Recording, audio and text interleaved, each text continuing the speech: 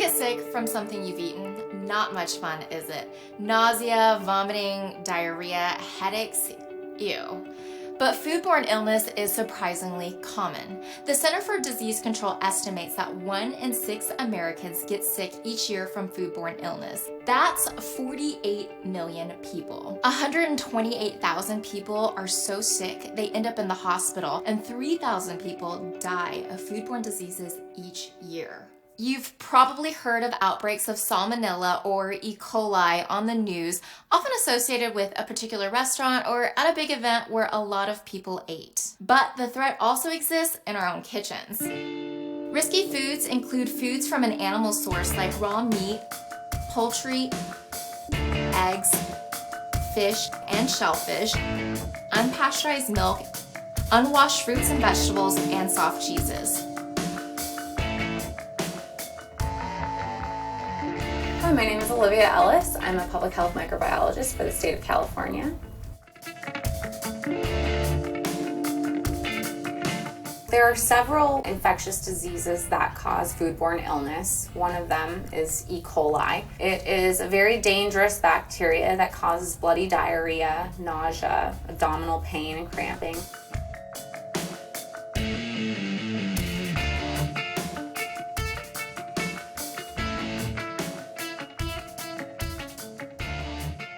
One of the most commonly reported foodborne illnesses is Salmonella.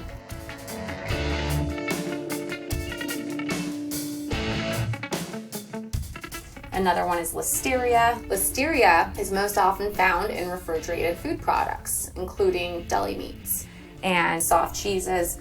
These are both foods known for carrying Listeria monocytogenes. A way to get rid of Listeria is to heat the food before serving it.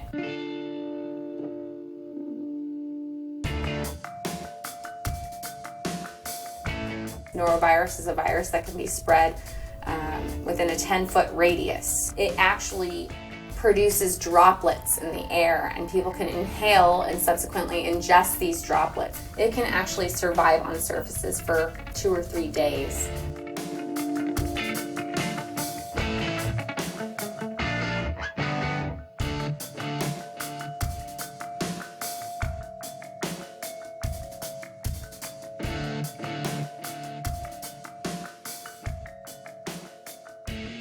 Staphylococcus aureus is capable of producing toxins. You can't heat it away, it stays there. So if you try to reheat the food, it's not going to go away. It's a heat-stable toxin.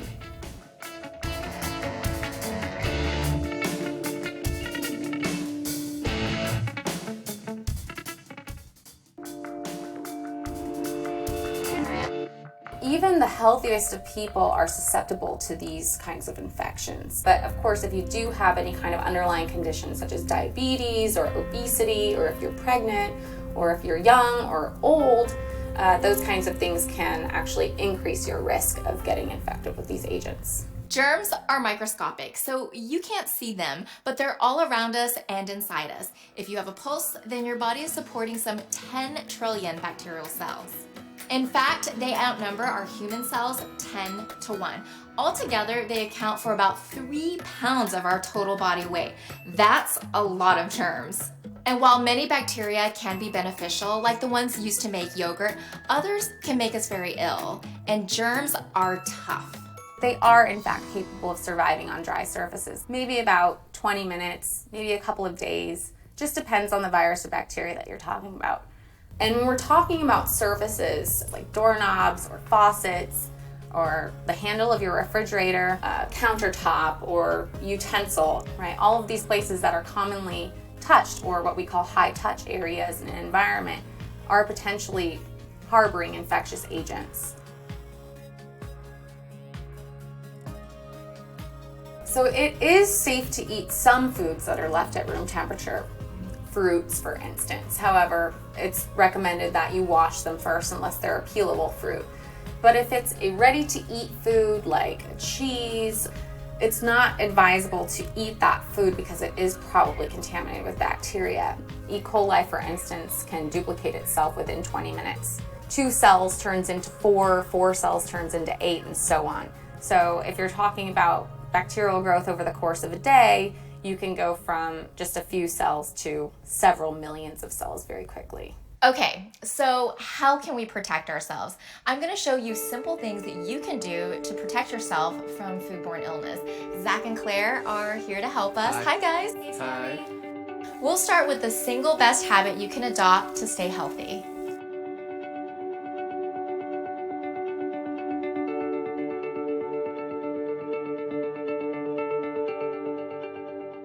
Did you know that our hands are the part of us most exposed to germs? There can be up to 1,500 germs on each square centimeter of our hands. Properly washing your hands is the single best thing that you can do to keep healthy, whether you're at work, school, or in your own kitchen.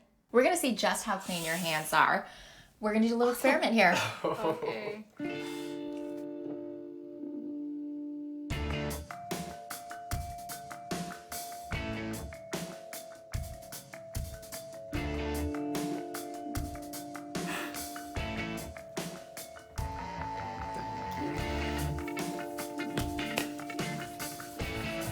Okay, you guys, let's wash hands.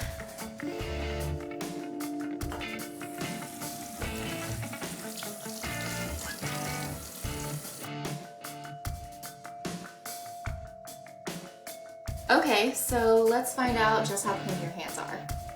So this black light is gonna show me exactly how well you guys did. So let's see. Okay. Okay.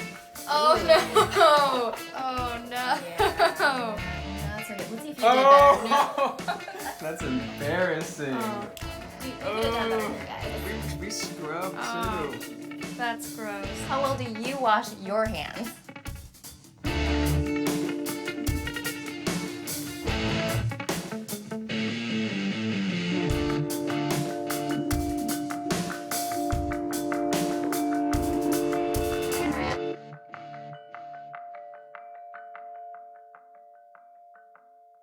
It's not enough to just hold your hands under running water. Soap is important.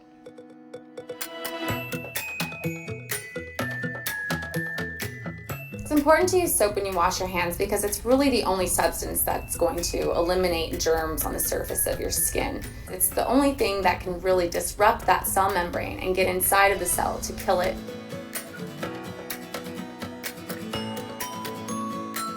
The reason it's not necessary to use antibacterial soap is soap in and of itself is capable of getting into the cell.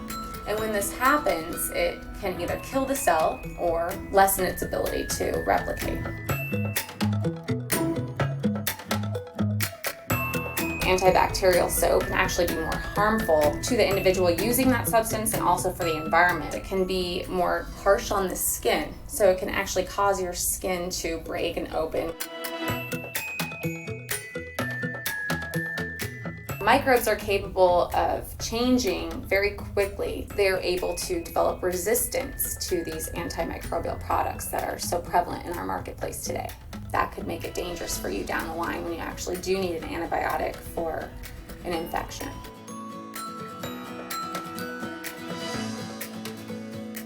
Okay, Zach and Claire, let's wash hands the right way. Get the warm water running. Soap up. Fingers pointed down. Rub your hands together actively for 20 seconds. About as long as it takes to sing the ABC song. Make sure you get the backs of your hands, your wrists, between your fingers and the tips of your fingers and thumbs. Dirt often gets trapped under your fingernails, so use a nail brush if you have one. Or you can also grind your fingertips in the palm of your hands if you don't have a nail brush. Now dry your hands vigorously with a paper towel or a clean cloth and use the towel to turn off the faucet. Good job, guys. Thanks. Hand washing really is the most important means that we have to prevent communicable infectious diseases, foodborne or otherwise. Every time you touch your face or your eye or your ear or your head or anything in your environment, you're potentially picking up bacteria and leaving some of yours behind. It's really important to wash your hands as many times as possible, especially when you're going to be in an environment that is potentially dirty like a kitchen.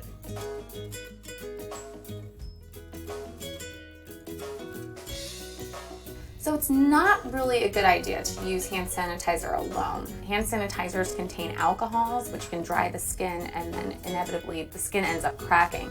And if the skin is cracked, it leaves open an area for contamination to get in. Bacteria, viruses. If you're in a pinch and you need to use something quickly to wash your hands, it's a good idea to probably use that instead of nothing. But if you can, it's best to use warm water and soap to wash your hands. And then if you want to afterwards, you can apply hand sanitizer. But it's not really necessary. It's important not to skip any part of proper hand washing. And if you're working with food in your kitchen, you should be washing your hands often. Before handling food, before eating, and before touching ready-to-eat snacks or foods. You should also wash your hands after handling raw meat, poultry, or unwashed fruits and veggies, after eating or drinking, after touching any animals, after going to the toilet or changing a baby's diaper, after coughing or sneezing, after getting any visible soil on your hands.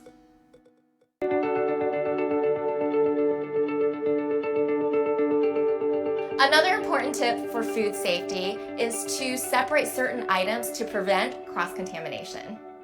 Keeping a clean, germ-free kitchen actually starts at the grocery store.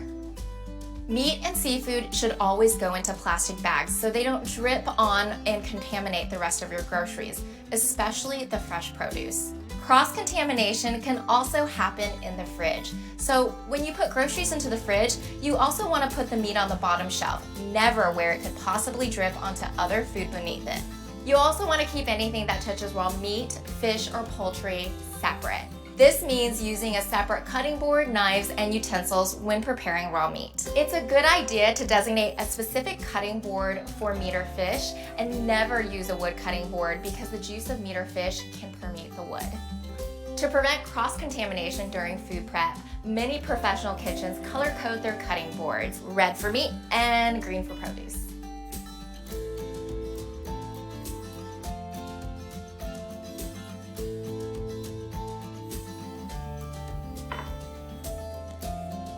By the way, if you are bringing raw burgers out to the grill, make sure you put that plate in the dishwasher or wash it and put the cooked burgers on a clean plate. Any cooked food should always go on a clean plate. And of course, anytime you've touched raw meat, always wash your hands. But you knew that, right?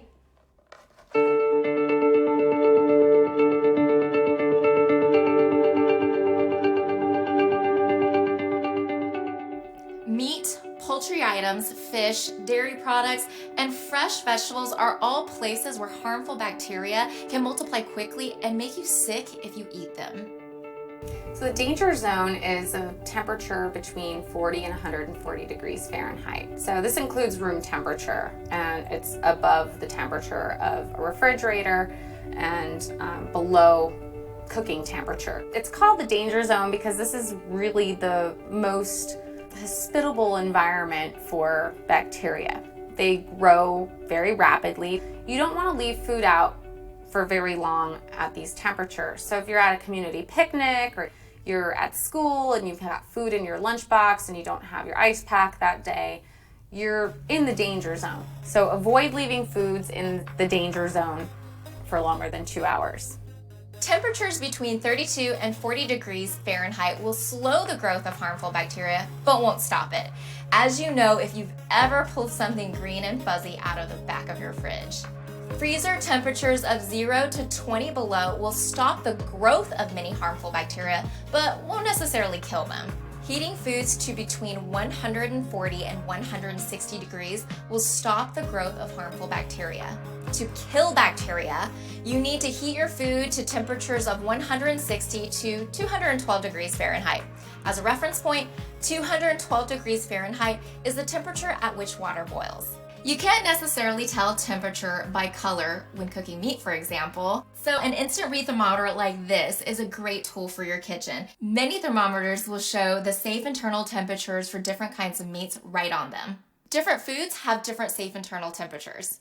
Most cuts of meat, pork, steak, any kind of roast, need to register 145 degrees in the center to be safe. If a recipe tells you to let a roast rest for 10 to 20 minutes before carving, it will continue to cook a little on the counter so you can pull it out of the oven at 140 degrees or so. Just be sure to check again that it's 145 degrees before you serve it. A good rule of thumb for fish is that it should be opaque and flake easily with a fork. Ground meat and eggs need to be cooked to 160 degrees. For an egg, that's when both yolk and white are firm. If your recipe calls for raw eggs, always use pasteurized eggs to be safe. Poultry and any kind of leftover or casserole need to reach an internal temperature of 165 degrees. Plan ahead and thaw foods in the fridge, not on the counter. The outside could become warm enough to breed bacteria even though the center is still frozen. Remember, room temperature is in the danger zone. Never leave food out on the counter for longer than 2 hours. If you leave your food out on the counter for too long, your soup or your stew could become a breeding ground for bacteria. A good tip is to take soups and casseroles and put them in flat, shallow containers like this instead of one large container. The increased surface area will help your soup cool more quickly, so you don't have to take a hot pot from your stove and heat up your fridge with it. When it comes to prepared foods and processed meats, always check the use-by date. Keep your food safe by avoiding the danger zone, 41 to 140 degrees Fahrenheit. And if you ever have a question about whether or not your food is spoiled, be safe and throw it away.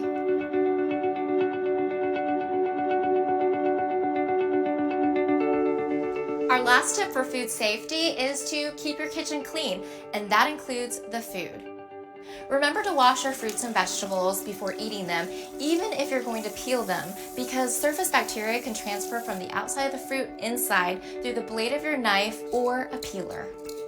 By the way, you don't want to wash produce too long before you use them. Berries, for example, can get mushy, and washing apples and oranges will remove that thin coating of wax that helps keep them fresh. It's okay to put them in the refrigerator as is and wash them when you're ready to use them. We've already talked about washing your hands before and after handling raw foods. It's also important to wash cutting boards, all utensils, and counter surfaces in hot soapy water after preparing raw food. Don't overlook the handle of your kitchen faucet, which can have as many as 229,000 germs per square inch. It's a fact that the average kitchen sink has more germs than the average toilet, so look around and wipe it down.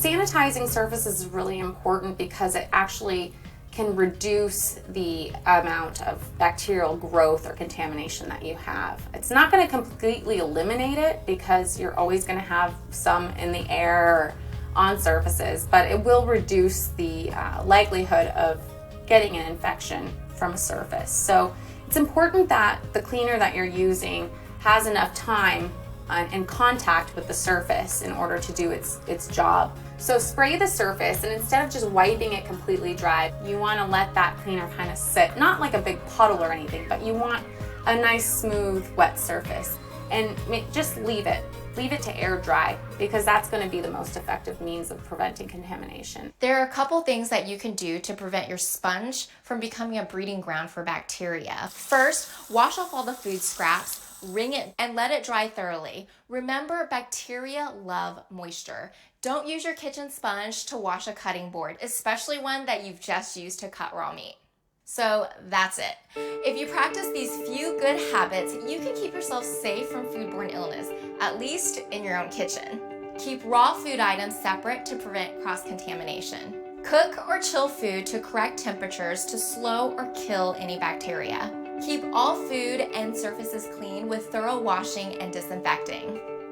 And of course, wash your hands. Food safety is in your hands. I have a a question for you. Do you actually like really wash your hands since you're a microbiologist? Yes, I wash my hands all of the time. All the time. It's absolutely essential, especially, you know, in the laboratory where you're working around these different pathogens that cause foodborne illness. But also when I go about my daily activities. Bacteria survive in the freezer. They don't die. We're all good. Well, that's why scientists freeze bacteria when they're stocking them, right? Sure. They're still alive. Still We just fine. keep them. Yeah. Huh. You just warm them up, spin them around. Yeah. Yeah, they're still there.